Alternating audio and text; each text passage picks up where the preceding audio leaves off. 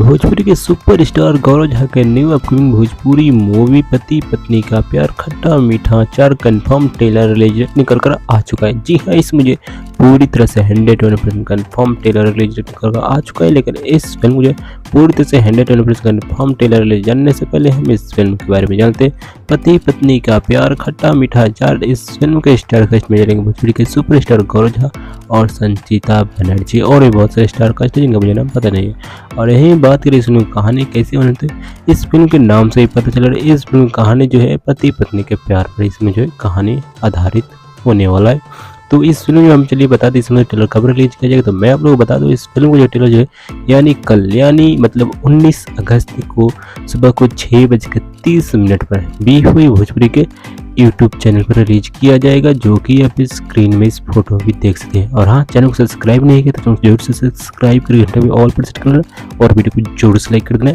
ऐसे movie updates के लिए फिर मिलते हैं किसी नए वीडियो में, तब तक के लिए बाय बाय।